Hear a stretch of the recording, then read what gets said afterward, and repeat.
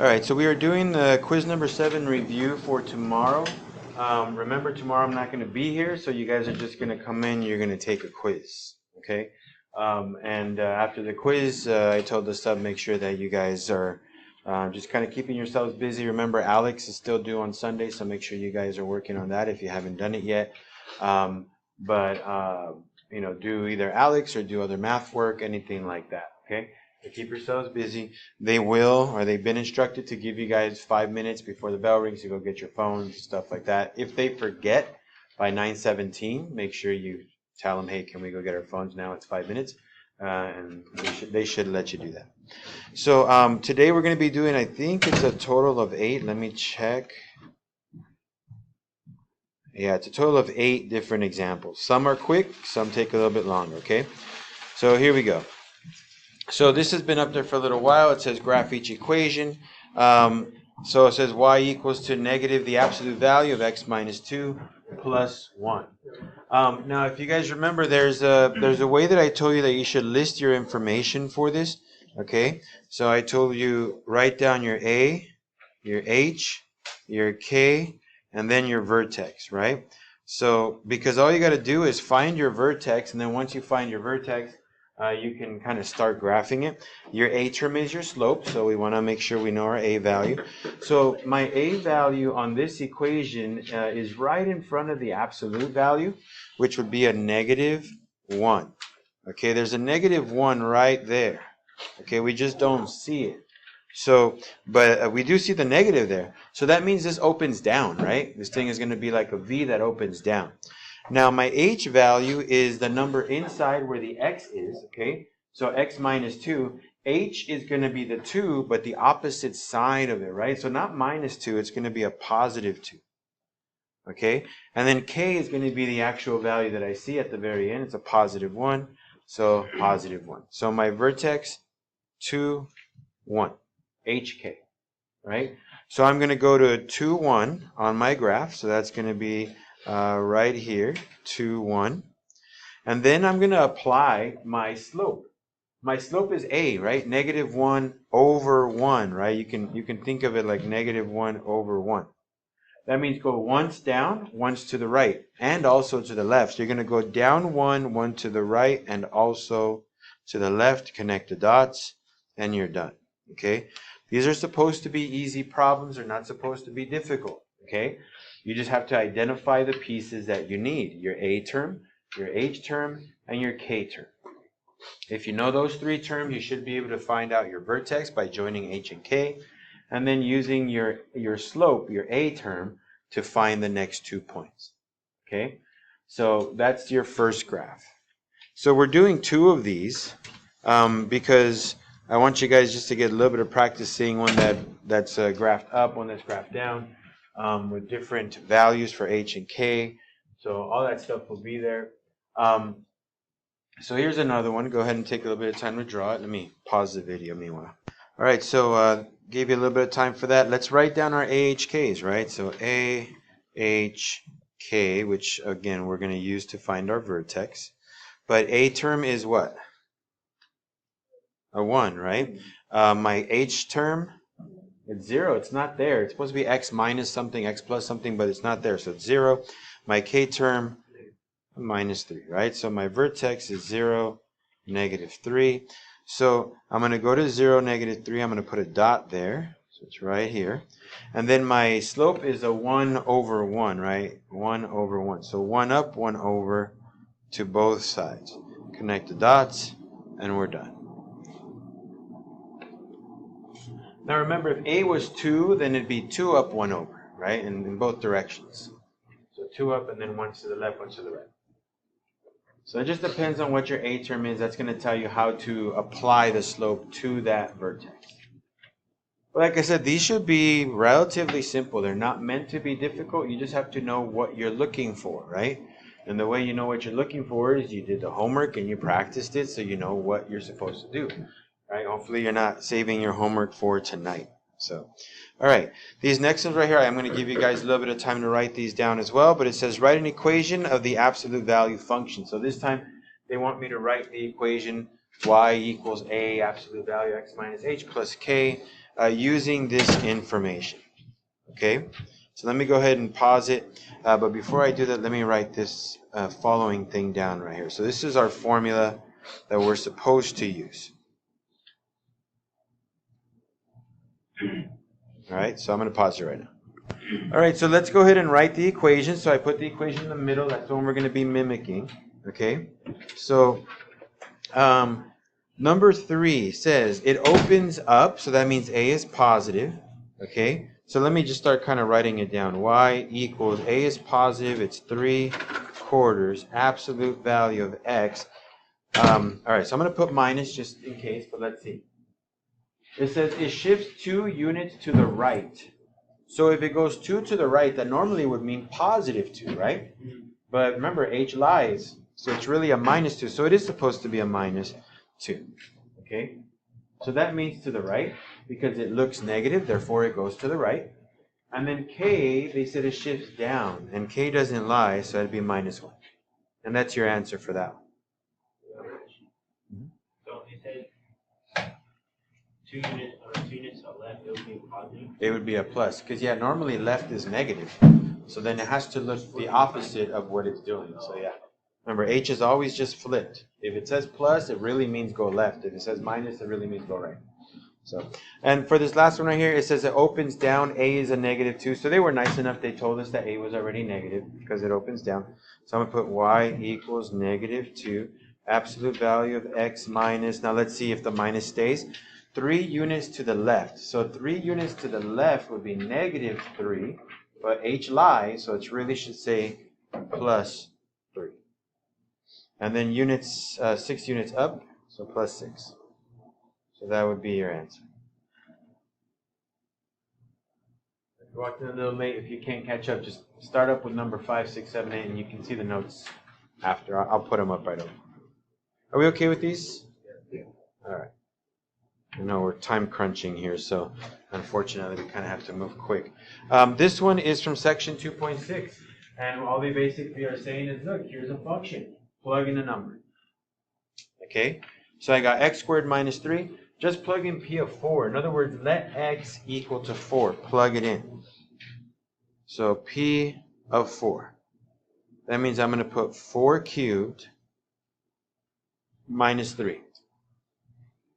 Now 4 cubed, that's 4 times 4 times 4. That's 64 minus 3. Where'd you get that? Oh, I'm sorry. Squared. Yes, I just looked at it. Thank you very much. I'll fix that. I'll get you for that one too. This should be 16. For some reason, I put a cube there. It should have been a square. I think I got the cube because I saw that 3 at the end and I threw it up towards the top. So 4 squared minus 3. So that's 16 minus 3. So that's going to be 13, and you're done. So these problems like this are not supposed to be difficult. Plug them in, okay, and you can let your calculator do all the work for you, or do it by hand. I always try doing both whenever I take a test, because sometimes punching it into the calculator you can mess up. So try doing it by hand first, and then you let the calculator help you a little bit, but double check it later on by putting it into the calculator only. Here's another one, and then we're going to move on to section 2.7 for the last two. So number 6, we have the function f of n is equal to n minus 4.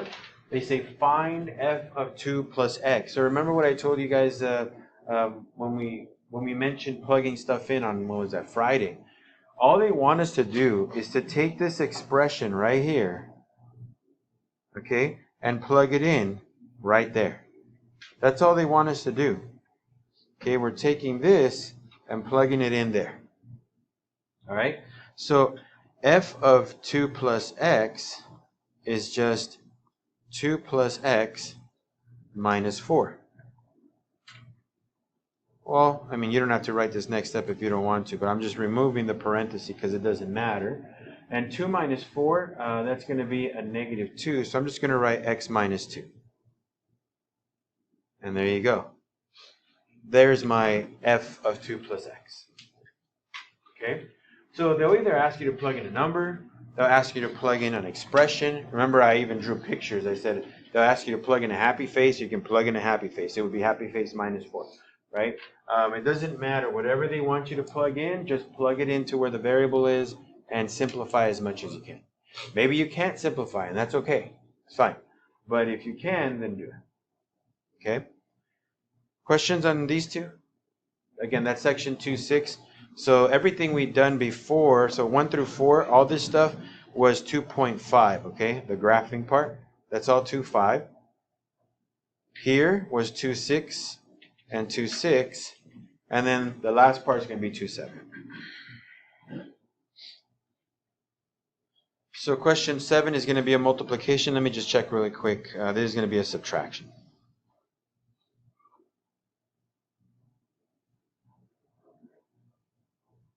So number 7, f of x is equal to x cubed minus 1. G of x is 2x plus 1.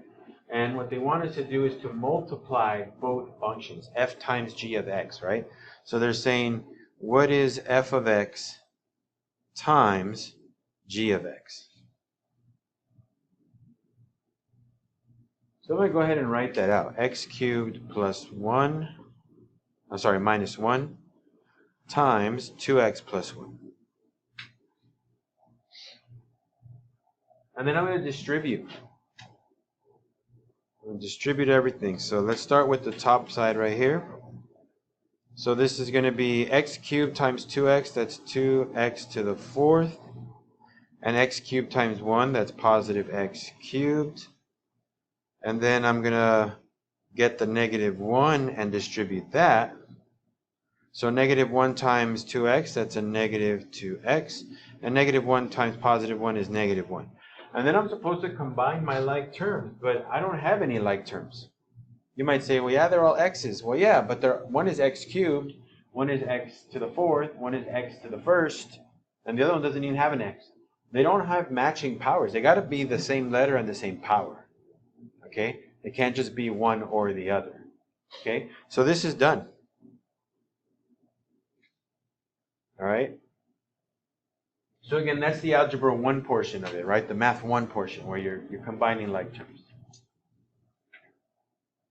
Actually, all of it is Math 1. Just the beginning is not. The function operation stuff, that's Math 3. Are we okay with this one?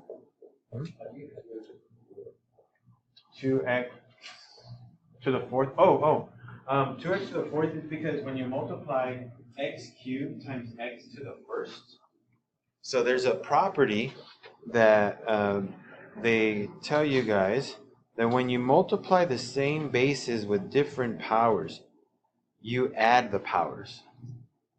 So x to the 3rd times x to the 1st is x to the 3 plus 1. That's x to the 4th. Now remember, guys, powers can only change when you multiply the variables. When you multiply or divide them, that's when they change.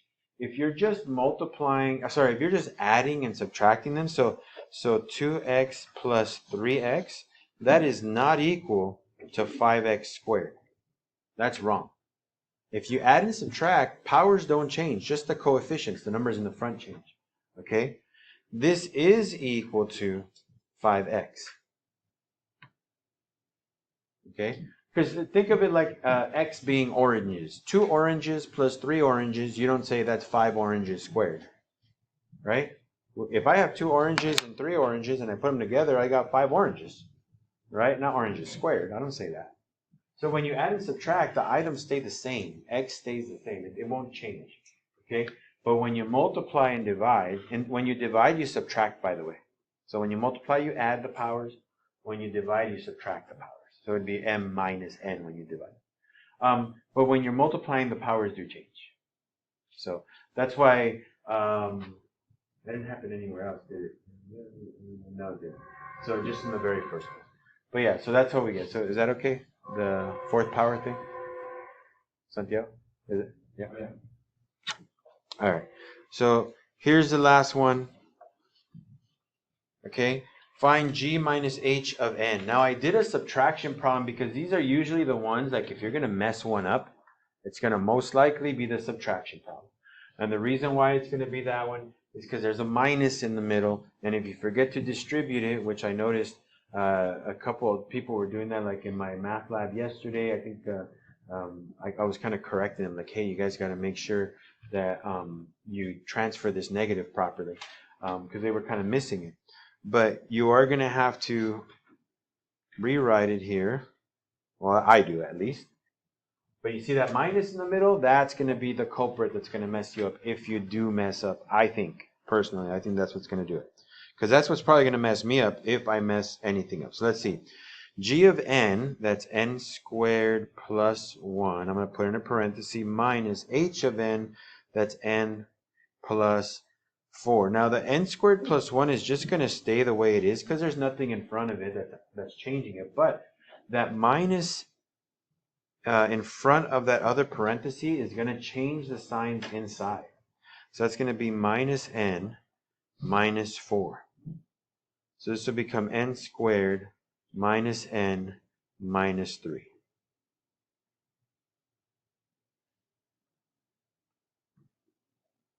Okay, and that's all I have for you guys for right now. I know we get out in less than 10 minutes, but I do want to remind you guys, I'm going to put it right here, review, like things that might say like f plus g of 2 or f times g of -1. Like there's examples in your homework. Okay, look at the homework problems you guys did on Monday. The last 4 problems in that homework dealt with those types of problems. Okay, the ones where you're supposed to plug in numbers. And remember, the way you did it is you plug in the numbers into the functions first, and then you add it or subtract it or multiply it after. Okay, but look at the work, look at my notes, look at your homework. Okay, so that you can kind of review that. Heck, you can even go on YouTube and look up function operations, plugging in numbers or something. And I'm sure somebody there has more information on that. But I didn't know if I was going to have enough time to do one, so I didn't. But please review those, okay? Because I'm sure there's got to be at least one. I don't see why I wouldn't put one on the quiz when it's something that you guys were expected to know how to do, okay? So please review that. You guys have any questions? All right.